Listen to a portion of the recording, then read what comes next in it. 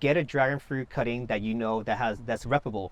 Yeah. Because you're gonna spend all this time. You're so excited to grow your dragon fruit. Yeah. You think it's gonna be a self-fertile variety that you get from this person. Let's say it's a sugar dragon, where they are self-fertile, but then you gotta hand pollinate them because the stigma and the pollen are so far from each other.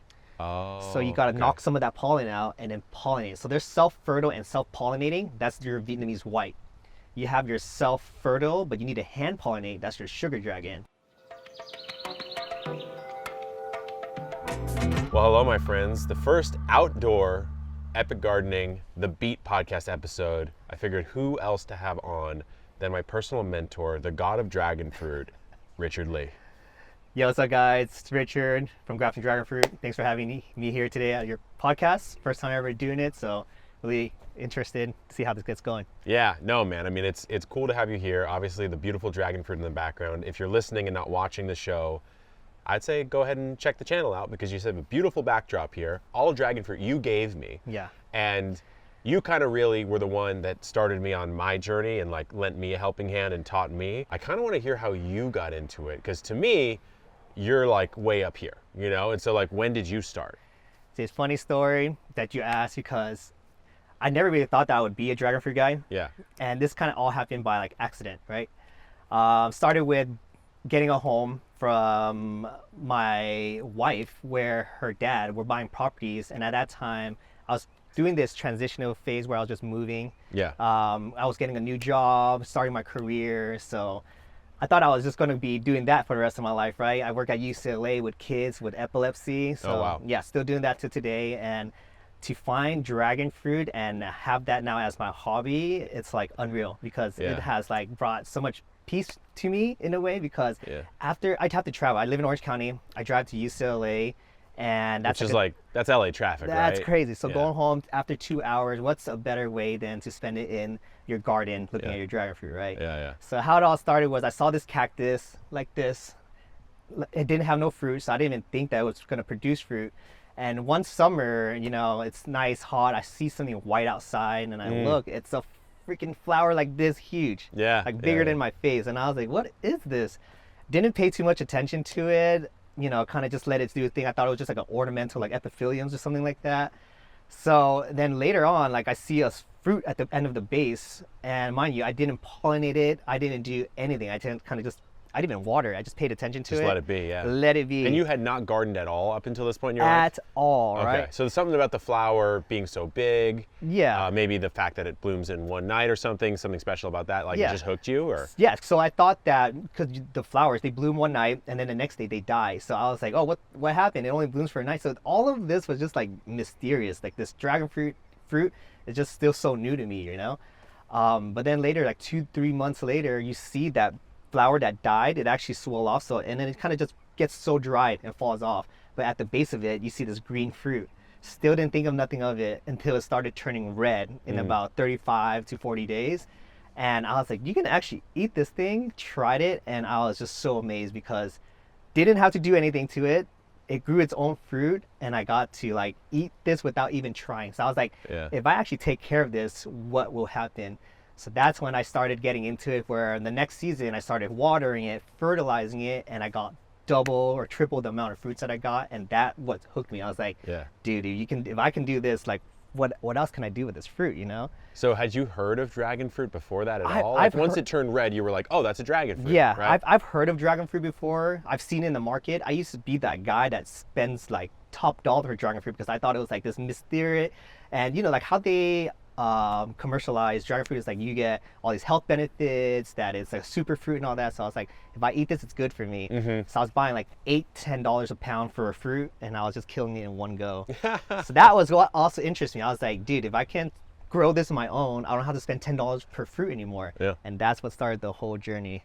Dang. Yep. Yeah. So fast forward us to today. How long ago was that, and where are you at in growing dragon fruit today? Because it is this sort of weird like niche community of people like Yeah. myself, you. I mean, there's a lot of people in it, but it's not like tomato. Right, Yeah. right. Kind of started in 2016, so that's about 8 years ago. No dragon fruit experience, kind of just like got into it because of it just being there. But as I started learning more about it, it all started with, this is also another funny story. There was yellow dragon fruit going around, and at this time it was like the hot, rare It was thing. rare, yeah. Bro, because you only see the Vietnam whites with the red skin, the white flesh. I used to thought those were really good already, and then I was okay eating that until the yellow Ecuador Polora, the one that we have now that tastes like sweet honey. Yeah. So there was this one Asian lady that was selling them at her store by the cases, right?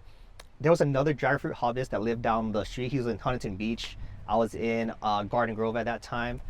So somehow we met at that shop. His name is Paco Fausto. So you remember him? Okay.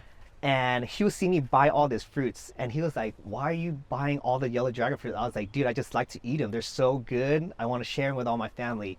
And he asked me, he's like, can I check your box? And I was like, for what for? He's like, I'm just looking for a little green stem. And I was like, for what? He's like, you can graft them. And I was like, what do you mean by grafting? What are you doing to them? They're like, I can clone this exact fruit without having to grow it from a seed or whatever. Yeah. And he was trying to explain to me what grafting, it was still new to me. I didn't know what grafting is.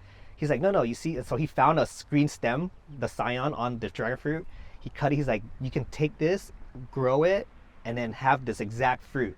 And that's when I was like, so there's more than just this dragon fruit. And he's like, yeah, come to my house when you have some time. So this guy was already collecting like 20 different dragon fruits. So I was still a noob at that time. I was innocently there just buying the fruit, but I don't know how the timing was so like perfect for me to bump into this guy. That's crazy. And he was the one that actually introduced me to the multiple varieties of dragon fruit that's out in the world now. Like there's hundreds out there, but there's those staples and those good ones that you have to grow, and they're like the dragon fruit to eat if you were to ever try them to impress you, you know. So these days, the Vietnam white is the one I think we all started with. Yeah. And actually it was you, in this case, that ruined the Vietnam white for me. Yeah. Because once you started showing me the Ecuador Polora, the Sugar Dragon, which we'll talk about later on in this week, all these different fun varieties. Yeah. I was like, oh, I see what you mean. Like there's the flavor profiles, they're subtle, but they're quite diverse. Yeah. And so these days, how many varieties have you personally developed? I have probably lost count. Maybe known so far, I probably developed about 10 to 12. I've probably named half of them already because they were good. But a lot of the times I would graft them from seedlings. And this is how I developed different types of dragon fruit. And expedite the growth. And that's how grafting got so cool with me, because if you know about dragon fruit and you're trying to grow them from seed, it takes like 5 to 7 years to get them. You can't do it, yeah. If you graft them from a seed, you take a little baby seedling, sprout them, and put it onto a mature cutting. It takes like 10 months to a year. Yeah. So I was doing that, you know, and developing them. Probably like I would have like 5 or 8 now that are good that I've named. But it's still an endless like hunt for me. I'm still trying to find. My ultimate goal is to do a dragon fruit with a colored flower that's self-fertile, big fruit, and tastes good. Because for some reason, that's the holy grail. Yeah. Yeah. Because all of the dragon fruit that are good and super exotic, they're all self-sterile. They need to be cross-pollinated for them to successfully have fruit, and that's like which makes it hard to bring it out to like a more casual growing market, right? Yeah, and that's why Vietnamese white is so popular, because they just automatically grow. Like my store, I never took care of it. They're free. They just boom, boom, boom, boom, boom. Yeah. Free fruits. Why don't we bring everyone else down the journey and talk about how to actually get started growing this incredible fruit? Because it is way different when you think about growing fruit, right? Yeah. Like I have an orchard, I got citrus, I got grapes, I got avocado, I got all sorts of different things. Yeah. And dragon fruit just is not following those rules at all. And so if we talk about how to start, where does someone even begin? So funny you say, like, you say that for dragon fruit, it might be a little difficult for someone as experienced with you, but for me, dragon fruit is probably one of the easiest. And when I jump into other crops, like fruit trees and stuff like that, I don't do too well. Yeah. So, dude, I mean, growing dragon fruit is super easy. You can get the exact fruit that you want by just taking a branch off of them, and we call them cuttings. I know for fruit trees, those are a little harder. You can't just root them by just taking them off the branch. Yeah, right? some you can, some you can't. Like a fig tree, he actually gave me a fig tree once, and it's in the ground behind us over here. Figs root really well, but like if you were to just snip a bit of citrus off, you would not have that good of a time as you would with dragon fruit. And it's part of it is because that cactus nature, that sort of hardy nature that wants to root, right? And it's so easy. Like you can literally cut them and anywhere and stick them in soil and they'll grow. You can like if you do a flesh cut where they're kind of wet, you just got to make sure they dry out. But if you do the stem cuts where it has the woody part, you can literally cut them right there, stick in the soil, and within 2 to 3 weeks, you will have roots. Do you remember back in, I think, 2018, when you gave me my first dragon fruit cuttings? Yeah. I grew them at my old house. I did that whole saga. Yeah. That first bloom, you know? Oh, dude, that was awesome. That was like back in the day when we had first gotten on TikTok with Epic Gardening, and that covering that is what kind of blew us up on TikTok with some of the younger kids that were wanting to grow it. Yeah.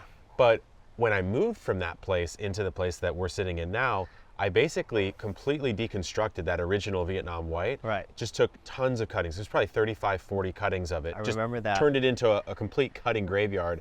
And then I would say I got 95% plus rooting off of that. Yeah. By exactly what you're saying. Whether it was cutting at a joint, because dragon fruit will grow in these little stem chunks that kind of thin out and then they get thicker again. You can cut there, or you can do the flesh cut like you mentioned, let it dry and go in. Either way, it didn't seem to matter. Right. Eventually they will root. And so you're saying for most people, just start from a cutting of a variety that you know. Exactly. That seems to be the key part, right? Right. And that's the other thing is like get a dragon fruit cutting that you know that's replicable. Yeah. Because you're gonna spend all this time. You're so excited to grow your dragon fruit. Yeah. You think it's gonna be a self-fertile variety that you get from this person. Let's say it's a sugar dragon, where they are self-fertile, but then you gotta hand pollinate them because the stigma and the pollen are so far from each other. Oh. So you gotta knock some of that pollen out and then pollinate. So there's self-fertile and self-pollinating. That's your Vietnamese white. You have your self-fertile, but you need to hand pollinate. That's your sugar dragon. I see. Yeah. So, okay, so this is a nuance that I didn't quite pick up on. Right. So basically, Vietnam white, self-fertile, And which is self-pollinating too. and self-pollinating, Right. because the stigma is close to all the pistils, right? Yes. So just by naturally kind of moving around in the night that it opens up, it'll hit itself. But there are some varieties that are self-fertile, but they're so far apart, Exactly. you have to actually bring the flower like to itself. Like the sugar dragon, the pistil is like super far. Way too far. And then like all the pollen is like sitting way back here. Yeah. But they're a good pollen producer. Have you ever tried to knock out all this? I've done it, yeah. And sugar dragon just gives you a ton of pollen. I used that handheld vacuum trick you told me yeah, about. that's the best. I was like, easy. I think it was my birthday. Yeah. And Jacques was over on my birthday, and you know, you've had a sip or two of some beverages, and I noticed, I was like, dude, it's my birthday. I've got 3 flowers coming out. I need to cross this, that, the other. So I brought out the Bissell handheld vacuum. Yeah, I saw and that. So and it quick. Just, dude, it was, and you get so much. You so know? much pollen. Okay, so for a beginner though, Yeah. we're starting from a cutting. We're starting from a variety we know that we like the fruit of, or at least we know it's self-fertile and ideally self-pollinating. Right. That makes your life easier. So easy. And if you don't, and you get one that's not self-fertile, then you need at a minimum 2 dragon fruit, separate dragon fruit. 2 different dragon fruit if that variety is self-sterile. Yeah. If it's a self-fertile variety that just has trouble reaching the pollen, you can be the bee for it and go and collect the pollen and pollinate it. As long as you know, you can prepare yourself for a better pollination process once it gets to that stage, because it sucks. Because remember, dragon fruit flower open only for one night. So you miss that one night, you're done. You're done. You miss your pollination process. The fruit is now not fertilized. It falls off, and you're gonna be so sad. So if someone's taking a cutting and they're putting it in a pot, I mean, the questions you'll always hear is like, what kind of pot? How big is the pot? What kind of soil? How do I support it? And actually, I learned from you this trellising method. So what would you recommend to someone, like the bare bones basics of how to actually set the cutting up? Okay, so for beginner, I always tell people to start their cuttings in 1-gallon pots first. This just makes sure that you can get it to fully root, and if there is a hot day, you can move the 1 gallon easier versus the whole 20-gallon that we would normally put it in. Once you know that they have roots, it's very easy to know. They either sprout a new shoot, so you see little baby branches, or if you wiggle the whole cutting, it's very stiff and that you can't pull it out. Once you know you have established roots, that's when I will tell people, all right, they're ready to go full sun because they have roots now. When they don't have the full roots yet and you're putting them out here, and let's say we have like a hot summer day that's like in the 85, 90s, there's no roots to hydrate them yet, so they kind of just turn yellow, burn, dehydrate, right? So that's like the tip that I always tell people, like root them first, then bring them out. For soil pot container, we like to do 20 to 25 gallons. The bigger, always the better, because these guys, they grow like weed. Like literally, if you put them in the ground, they can grow 3-4 times the size they would be in a container. I'm scared actually, because Yeah. we're about to, if you guys want to check out our main channel, Epic Gardening, we're gonna do a video with Rich on getting started with dragon fruit, and we're gonna crack one of these pots open behind us. And you're gonna see the root ball. They're We're gonna gonna be see a like, crazy root ball, and I'm actually probably gonna put it in the ground. Yeah. So I'm a little bit scared of what I'm gonna find. So pots, I mean, the only thing I'd say is I have these 20-gallon terracottas Yeah. that are relatively tall. They're actually taller than they are wide. Right. And I almost would recommend someone do the opposite of that, like Yeah. a wine barrel, wider than it is tall, Yeah. and maybe more gallons. Yeah. And then you got to have some kind of trellis, right? right. Yeah. So, they grow, they get heavy. And even with the 4x4, 2x2, once they get top heavy enough, they can reach usually 200 to 300 pounds. And wherever the sun is, all those branches are going to grow on that side, and they kind of just topple over. That's what's happened to me. Yeah, I have a couple and propped up. me too. And every season, I just learn and I just try to, improve it. And, I think the best way is just stick them in ground like you're thinking. I'm starting to think the like safest way. in ground and like 4x4 steel. Weld Yes. it together or something. Like, what are you supposed to do, No, that's what they do. Like if Yeah. you go to Philippines, Vietnam, it's literally 4x4 concretes they put in, and they have wired rebar that just goes through, and they have literally a stick, and then it just all falls on one side. Yeah. And it seems to be doing just really good. Yeah. A lot of people that are just growing that way, it's cheap, effective, and it works.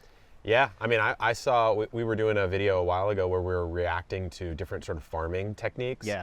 And what we saw was, it was a dragon fruit farm that they had like sort of pond ditch style trenches. And then Yeah. run a machine through that would throw that mud and muck right next to the trellises they had built. Yeah. But the trellises were, like that type of metal pole that you would see on like a swing set that kind of like builds the swing set. Yeah, It's yeah. like a big like solid piece of Right. cylinder. Yeah. It would be that coming up, and it would either be more of that in a big circle or it'd be a tire. Yeah. And they'd run the tire up, and they were just throwing, and it was all in ground. Yeah. And so, yeah, I mean, I think that the general thing that we're trying to get at here, guys, is when you're growing dragon fruit, whether it be in a pot or in ground or something, it wants to come up for a while, like 3, 4, 5 feet, Yeah. and then it wants to come down. Yeah. And when it starts to come down, I don't know what, maybe you know, I don't really know, but it seems like that's when it wants to start producing buds. Right. So the thing about dragon fruit is they like to grow branches, and once they reach about 18 to 24 inches, those branches are the ones that's going to actually want to start to flower, bud, and all that. Yeah. You can get small ones too that would do it, but And you can like force them with different techniques, but exactly. yeah. But naturally, if you just let them do that, they will grow to a certain extent, and then usually we would have to tip them to get them to kind of stop growing. Mm-hmm. But dragon fruit would naturally know when it needs to stop, and it'll just round its end. And then start to put out flowers. So they do the whole stretch thing is because it's part of their growth cycle. And that's why we build these trellises, so then they can be able to stretch as they want, grow the branches that they need to fruit, and then just keep on doing that. You know, now that I think about it, so I was in Costa Rica recently with my girlfriend, and you see dragon fruit everywhere there, right? And so it kind of reminds, you're basically building a tree trunk, right? Because they Yeah. have aerial roots and they Yeah. have the ability to climb. And so you're kind of just building a fake tree trunk that they'll eventually fall away from. Correct. So that makes total sense. Yeah. So why don't we start them off with the top 5 varieties that someone should consider? Okay. So glad we're getting into this because, this question does pop up a lot, and this is going to set you up to want to grow dragon fruit long term. Nothing sucks more than growing dragon fruit, not being able to try the fruit, and then giving up without ever getting a reward, right? That could be the saddest thing in the world, right? Yeah.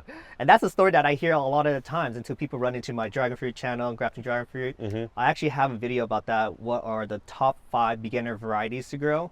So if you guys are ever interested, you guys can go there and check it out. But top 5 would be sugar dragon. We talk a little bit about sugar dragon, how they're self-fertile, but you need to hand pollinate them.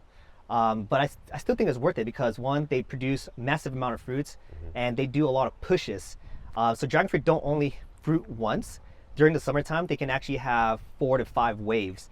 So if you're lucky and you live in climates that's really good, you can get 3 waves. But if you're in a condition where we are, California, we can get like 4 or 5 waves of them pushing flowers and fruits out. So you can eat them 4 or 5 times throughout the year. Sugar dragon, self-fertile, but you need to hand pollinate. Smaller fruit too. Smaller fruit, right? but they make up in the amount of fruits they can produce throughout the whole year. Yeah, the whole sugar season. dragon. I mean, I have it in my garden, and Yeah. it's far and away the most prolific one. I mean, you have like a Right. bushel full of the sugar dragon. Yeah. But you know what? It's nice to. It's not always so bad that something is small, because sometimes that flavor is like more concentrated. Yeah. But also, it's more of like a little personal snack instead Yeah. of going out I mean, there's one, I forgot if it's Red Laverne or Red Jane. I think it's Red Laverne. Yeah. We saw a 3.2 pound fruit off of Red Laverne. So like you need a family for that. Yeah, exactly. You know? You're not gonna finish 3 pounds. You can't even if you tried. It's just You'd way have a too hard much. time in the yeah. restroom probably. Exactly. after, you know Yeah, what I you'll mean? go right after you finish You'll that have a 3 really hard pounds. time. But okay, so Sugar Dragon, and that's readily available. And if someone like Wants to know where to get all these, do you have a good source right now? Sugar Dragon, yeah, Sugar Dragon is probably one of those beginner varieties that everybody has them. It's kind of like a staple.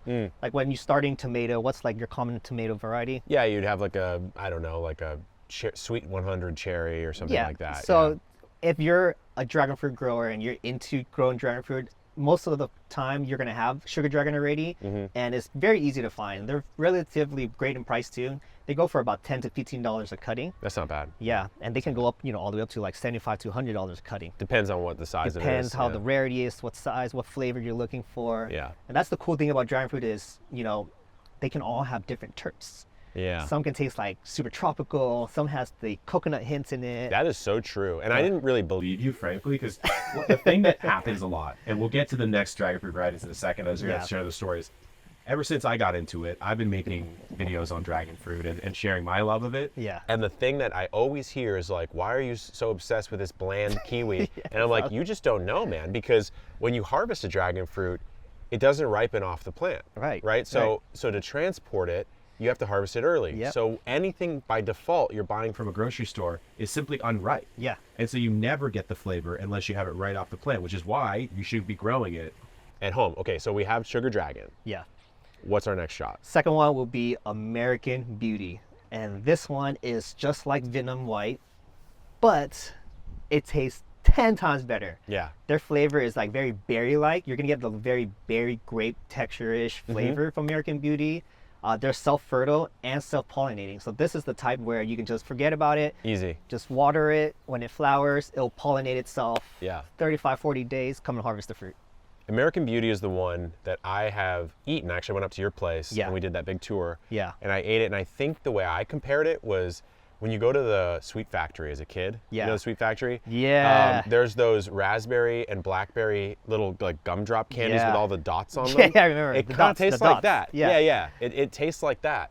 Almost like you soaked that in water, and it was like that's the juice or something. Yeah, I don't know how yeah, to put I know, it. but I know exactly. Hopefully, I'm not making that too No, unappetizing. but- no. That's like, yeah, I get like a candy berry flavor, Yeah. but then you get like that water gushiness, watered down from all the juices of a dragon fruit. Yeah. But yeah, it's still really good, staple too. You can Easy to grow. Easy to grow. Again, that pollen can be used to cross-pollinate anything. Yeah. So Sugar Dragon, American Beauty, those two are just so superior because they also flower very early in the season. Okay. So if you have a dragon fruit that likes to flower during later mid-season, you're gonna have all this pollen ready. So what I do is I take pollen and I freeze them. Okay. You can freeze pollen and they're good up to like 6 to 8 months. Whenever, let's say I don't have any Sugar Dragon or American Beauties opening that night, and I have a self-stir variety that needs cross-pollination from a different variety, I can just go to my freezer, whip out those pollen, and then pollinate them, and we're good. And I think you've done that on your live I did. before. No, yeah. I did do it. I'm sort of dabbling with some of the more advanced techniques, which we're Yeah. going to do an episode on some of the pro techniques you can do once you get into dragon fruit. So we've got American Beauty. American we've got Beauty. Sugar Dragon. Sugar Dragon. What's our next shot? We got Condor. Oh yeah. I Okay, I remember forgot about Condor. Yeah. Yeah. So Condor is related to American Beauty. Their genus is a Guatemalensis. So those type of flavor, once you hear like Guatemalensis, you just know they're gonna be good. They always have like the same American Beauty flavor profile. Like a little bit of the berry. Yeah, but they can either be sweeter or they can be more tardy. The thing with that type of variety is they can be very sweet or very tardy. Versus Vietnam White, it's just bland. You don't have any of those contrasts. So yeah, a Condor is also a very good one. Self-fertile, but doesn't like its pollen. Oh, interesting. So It's like it doesn't set as easily. it sets, but the fruit doesn't grow big. Oh, so it prefers a cross, but it prefers a can do on its own. It'll grow fruit about, like, usually condors are like this big. You'll get like 1 pound Like of a fruit. baseball. Yeah, Yeah. easily. But if you pollinate it with its own pollen, they just they grow, but they're like the smallest golf ball fruit. Weird. Is the flavor difference? The flavor is the same, but the fruit just looks immature for some reason. Interesting. Wow. It's like it likes its pollen, but it doesn't love its pollen. I haven't heard of that quality before. That's Yeah, interesting. so that's something I just interesting. finally started realizing, because there was this whole like talk and forum about going how Condor is self-stir or self-fertile, and no one could really pinpoint what it was. And you figured it out. Yeah, I'm like, Yeah. it's self-fertile. It just doesn't like its own pollen. So Yeah. you basically did an experiment. Yeah. Right? Crossing it? Crossing it Ah, and then doing interesting, it, tying a interesting. net over it so bees don't come and accidentally cross Yeah. pollinate. I mean, that's classical when we do, for our seed company, Botanical Interest, when we do growing out of Yeah. a particular variety, we talk to one of our production growers. We say, hey, we want this particular tomato. They do the same exact thing. They're Yeah. taking the parent lines and crossing and making sure that exactly what they want to crosses and all the bags and all Yeah. that. So yeah, no, it's really cool to see the parallels. So Condor. Yeah. Then we have what? What's our next one? Condor. So Vietnamese white would be one of my. This is for anyone that just wants to eat dragon fruit, Yeah. want to go through the process, and just Wants to play the game. wants to play a game. Yeah. It's this. Everybody that gets in dragon fruit grows this variety. Yeah. Right. Yeah. Everyone goes through this first, and it just gives you. It just sets you up to understand the whole process of how it goes, the flowering cycle, how they like to grow. Yeah. You can just basically observe, and then once you get confident enough, you can go and even collect the pollen from the Vietnamese white just to get your hands experience with everything, the whole process of it. You know what? That's actually, I think that's a good way to put it. It's your first dragon fruit, and maybe it's only there for a season. Yeah. If you get hooked, you won't be like, there's no Vietnam white in my Right. Yard, Yeah. right? But it is probably the one you gave me, or one of the ones you gave me very early on, just Yeah. because you're right, it's so damn easy to grow. Yeah. Not much to say of the flavor. Still certainly better if you eat it for your garden than if you buy it from the store. Of course. Obviously way cheaper. So Vietnam white is our fourth. What is our fifth? Our fifth would be Pink Panther. I don't think I've eaten or grown that one yet, actually. I don't think. Pink Panther is a sister of Sugar Dragon, Okay. but the flavor of that one is like crystallized sugar. Oh. So if you are somebody that likes, have a very sweet tooth, you cannot miss on this. You can harvest, and why Pink Panther is one of the 5 that's on there is because you can literally harvest this fruit green, and it'll still taste like sugar, like Really? crystallized sugar. Yeah. And it wants to be red in the end, right? It wants to be red at the end, and once it gets red, it just the firmness of the flesh will change, but the flavor just gets sweeter and sweeter and sweeter. So it's a little softer flesh. Yeah, softer Yeah. flesh. But you can harvest it early Interesting. and get that firm flesh and Yeah. a little bit of acid in it and have that super sweetness flavor. So it's to it. almost ripe when it's unripe is one way to put it. Exactly. Right? Flavor profile wise. Flavor profile. Huh. Interesting. Yeah, Okay, I might have to snag one of those cuttings. I got you. So- man. So I figured today's episode, what we could talk about is avoiding some of the most common dragon fruit mistakes that people make. Yeah. So for me, let's maybe just start with watering. Okay, yeah. So, even though dragon fruit is a cactus, they don't like to be watered too much. They are a tropical cactus, so in Philippines it's always humid over there, right? But it's raining, and the soil over there is typically very sandy. If you ever see in the Philippines, they always have like bags of sand, and they actually root everything in there. And in that type of medium, dragon fruit do super well in it. They like really fast draining soil, and they sit too long into there, and they can get root rot very easily.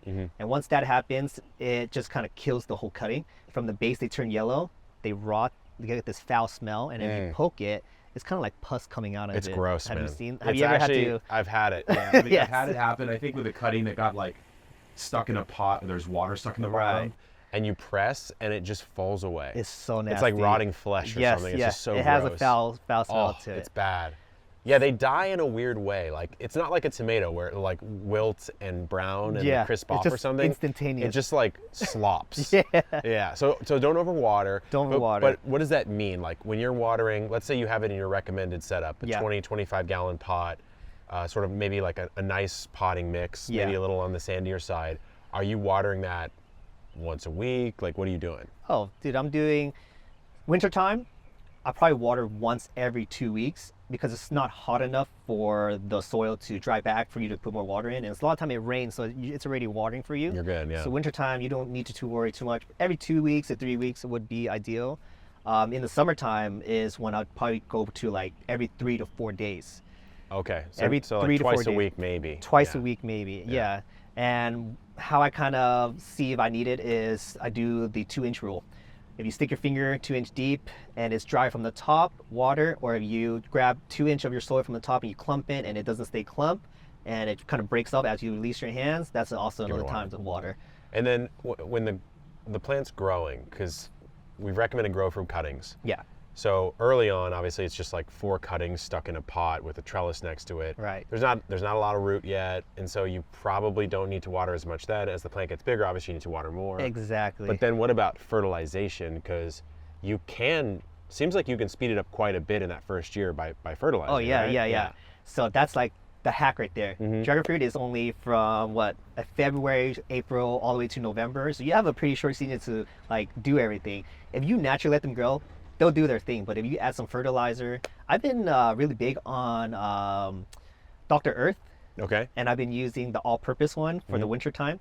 Because during the winter time, they just do new growth, green growth, a lot of vegetating stuff, right? Yeah. I do about 1 to 2 cups on the topsoil and just mix it in. So you're doing a granular fertilizer. Granular Yeah. fertilizer. Okay. And this also helps because if it rains, it's still gonna push it all down and Yeah. it'll still have those in there versus we use like a hydroponic, it kind of just washes everything away. Right. So that's during like the winter season. The off season, I'll use like a all-purpose, and then once it hits kind of like summertime, I'll change it to like a flowering from Dr. Earth as well. Okay. I think I've been really big on the Dr. Earth Flower Girl Okay. Bud and Bloom, Okay. and this just helps push out buds, flowers, and all that. But definitely fertilize so then that way you can get to the top of your trellis and have fruit sooner than later. Yeah, because to me that seems like the goal, right? Like Yeah. I'm about to revamp 3 of my dragon fruit with Yeah. you in a little bit here, and I am a little sad, to be honest with you, because I have 6 beautiful ones.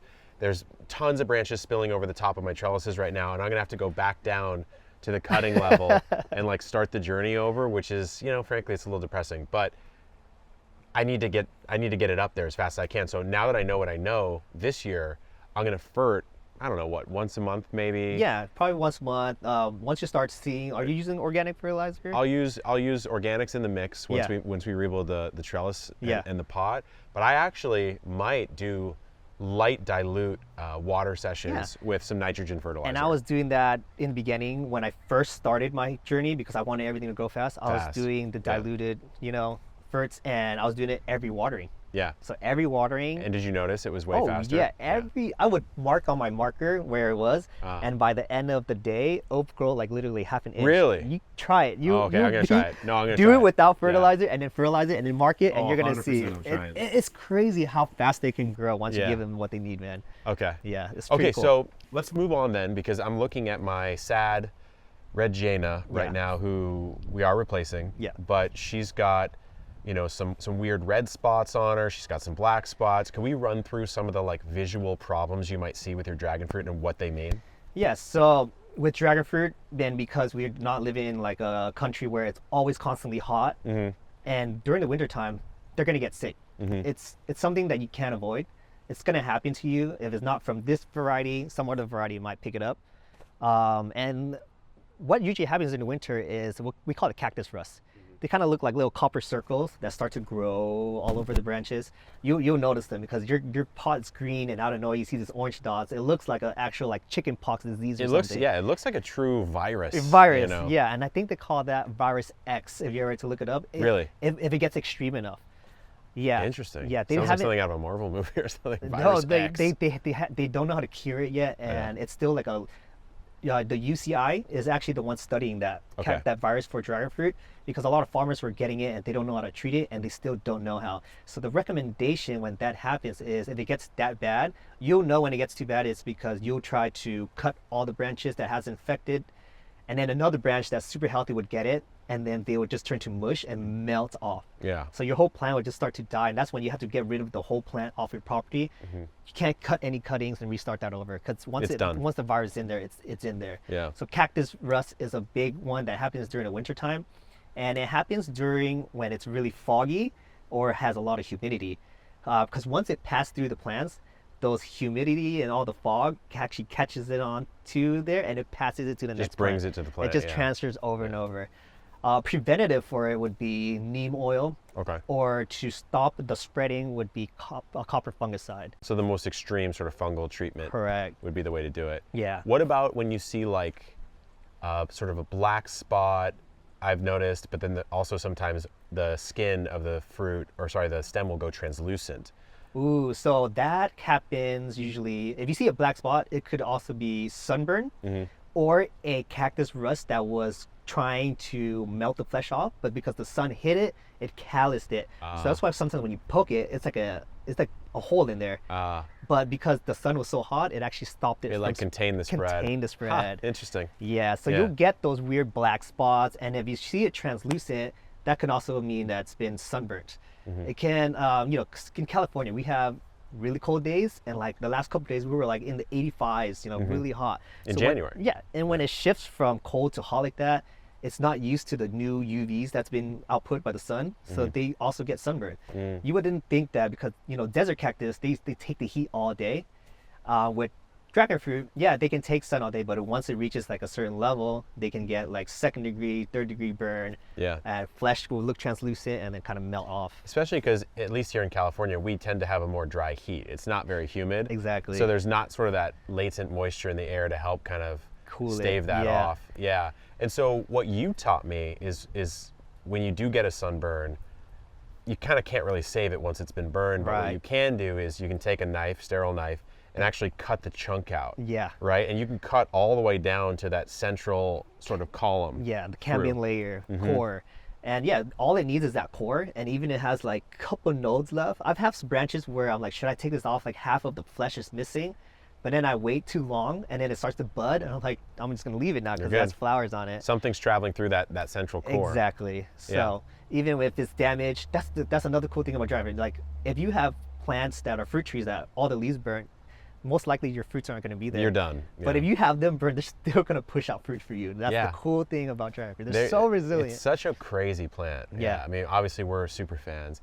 Any like final mistake you see a lot of beginners make?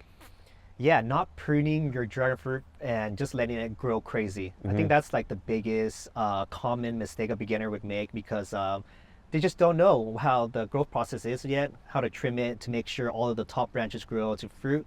If you're leaving too much lower growth down there, the root balls down there, so the nutrients are always going to go to that bottom ones first, right? So those bottom ones are not really getting sun penetration, so you're not getting the best fruits down there. So it's best to just take off all of the growth on the main trunk, let everything grow on the top, and keep it pretty airy and light on the canopy, because if it's too crunchy together, fruits kind of start growing underneath each other. Yeah. They smush, and Especially if you're dealing with like a really spiky variety like Trisha. yeah. We had a situation where I was like, I can't really reach that fruit. I have to put on like rose cutting gloves, because otherwise I'm just going to get You're completely going to destroyed. battle. You're putting on armor just Yeah, I to know, get a totally. fruit. Yeah. Totally. Now I kind of want to go deeper though and talk about where this can go if you get really into it. Yeah. And I'll just share really quickly where I'm at. So I have 6 varieties. You and I are actually going to be replacing 3 of those varieties today. And like you mentioned, if you really start to get obsessed with dragon fruit, if there's an improved version of a variety that you've grown out, let's swap it out. Exactly. So I kind of want to hear from you where you've taken this, because you've made new varieties, you've been tracking things, you've been doing experiments. Like, how far does the rabbit hole go? I mean, with every hobby that you get into, there's always like the tip of the iceberg, and then once you go down that rabbit hole, you're just gonna go into this bottomless pit, and then Yeah. you're never gonna get yourself out How of deep there. in the pit are you right now? Oh man, like I don't have enough space for what I want to do, and my wife is now finally getting mad at me because we got kids, and she doesn't want spiky thorn hanging everywhere, Oh, yeah. and a yard for them to play. So I gotta really choose how I want to do my projects, with hybridizing them, picking the best ones, of course, to create a variety. So I got to be very careful, because before I was just crossing everything that I thought tastes good, and creating a fruit and taking those seeds and then trying to take those seeds to grow out better versions of the mother plants or the father plants. So talk to me through, well, let me paint a picture of how I think it goes. You tell me if I'm right. Okay. Right? So let's just say, we'll talk about varieties we know, just for simplicity's sake, Vietnam White and Yeah. Sugar Dragon. Yeah. Those are 2 common ones. And Yeah. if a beginner wanted to create a hybrid, they totally could by crossing the flowers of both. Yes. And then they could actually take both of those fruit, Yeah. right? Because both would be a cross. Yep. And they could then eat them if they liked those fruit. They could take the seeds out of those, germinate those seeds, and do a seedling graft Yeah. of that seedling onto a Vietnam white again, or a Yep. sugar dragon again. Exactly. Grow that out, eat that fruit, and see if that tastes good. And if that tastes good, they could then take the stem of that one Uh-huh. and do a bud graft or any sort of grafting technique And clone it. propagate that out to the heavens, right? Exactly. And so that's the basic hybridization process, right? Yes, yes. And that's sort of what you're doing. yeah, and you can see why it can just keep on going because It's infinite. it's infinite. It's literally infinite. You're just creating a new generation every year. Once you learn the grafting game, it's like a hack. Yeah. And you get very addicted to it. And this is where the bottomless pit starts because now instead of waiting every 5 to 7 years to try a new fruit, I can graft like 10 different ones, and then the next year I get to try 10 new, never even taste or seen before new varieties of dragon fruit. Yeah. So- So just from a genetics perspective, Yeah. let's go back to my example, right? Your crossed dragon fruit of Vietnam white and sugar dragon. Yeah. Every single fruit, the seed will express something different, right? Yes. It's still that same cross, of course. Those genetics have crossed, Yeah. but much like having a child, every child is not a clone. And Yeah. so even within one fruit, you might have different expressions. And Yes. if you only pick one of those seeds, you're only getting one. Exactly. Right? And so sometimes, would you cross, let's say, 2 varieties you think have great qualities and then take a ton of those seeds and grow them out? Just Yeah. in case you happen to get like a really good one? So so glad you point that out. That is one of my process is Yeah. when I grow them out, they start as seedlings, and that is already the process of where I'm starting to weed them out. Whatever grows the fastest, I'm going to choose about 10 of them. Okay. So any 10 that grows the quickest, I can see that they have bigger growth. Those are the seedlings that I want to use because they're already ahead of the gene pool right I there. see, yeah. And Okay. then within those 10, yeah, I'm going to graft 10 of those. I select the best 10, and then within that same fruit, they're all brothers and sisters. One of them is going to be a banger, or 2 of them, or all of them might be not good at all. They all might be a fail. Yeah. So then, okay, that's really interesting. So you're selecting at the seedling stage Yeah. for the losers, aka the slow growers. Yeah. Have you ever thought though, maybe a slow grower actually expresses better genetics on the back end in flavor? Maybe. Yeah. It could be true, right? Yeah, 'cause You never know. You're right, because Yeah. every single seedling Yeah. or every single seed is going to be different. You just don't know. One could have the slow growth, but they have very sweet fruit. One could be very vigorous and cooked, but the fruit just tastes bad, right? And we have so many examples here, like Trisha, slow grower, puts out shoots, but then their fruits are super beautiful with kind of like mediocre taste. You have, Red Laverne. They grow vigorously, big fruits, and pretty tasty fruits. Pretty tasty. Yeah. So Yeah.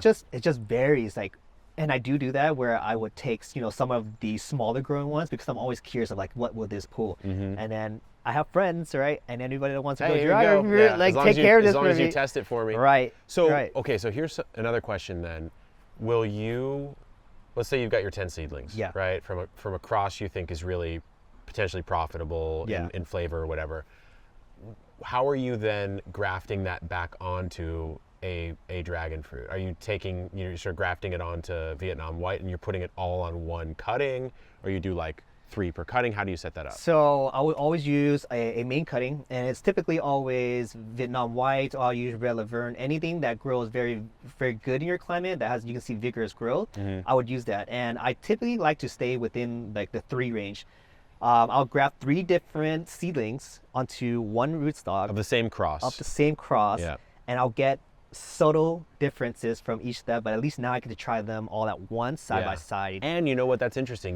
They grew off the same sort of base level yeah. medium. It's the same rootstock. It's in the same pot, same sort of nutrients coming up through that Yeah. cambium layer core.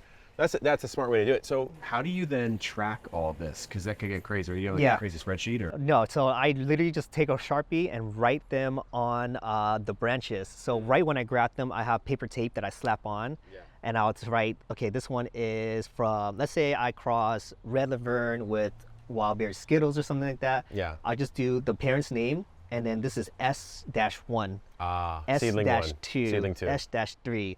And then we just keep track that way. And then I'll go back and I'm like, okay, which one is this from? Follow everything. This is S1.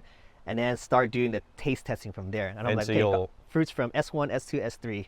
which one is the best. And so you'll harvest, and then you'll sort of sit down and be like, okay, Yeah. which one's the best? That's when I'll go to my Dragonfruit mentor, Edgar Valdivia. We'll have the whole taste testing. If he thinks it's good and worthy, we'll keep it. If Yeah. not, then You chop know, them the up. nice thing about this is, obviously, for those listening, this is pretty deep down into the hole. Yeah. We're talking about a dragon fruit. We're talking about crossing them, growing them out. But to me, this is the fun of gardening. Whatever path like really excites you. Maybe it's tomatoes for you. Maybe it's herbs. Maybe it's fruit trees. Maybe it's chicken keeping. Whatever. There is a level of depth you can get to and get really obsessed with it. You know. And so what's fun though about this is once you do find that holy grail. Let's say you found, beautiful fruit. Fast grower, has natural protection from the sun, great flavor, whatever. Let's say you found it. Yeah. The thing that Mother Nature does, I think, at the end, that's the cherry on top, is you can actually just clone that. Yes. After that, you actually can clone it, and you'll have the same genetics literally forever. And so that's the benefit after the hardship of going through all this testing. Exactly. You know? So, man, so fascinating. Dude, it's been great having you literally at the homestead. I can't wait for what we're going to do after this. So if you're listening to this show and you want to see what Richard and I get up to, check our Epic Gardening YouTube channel out.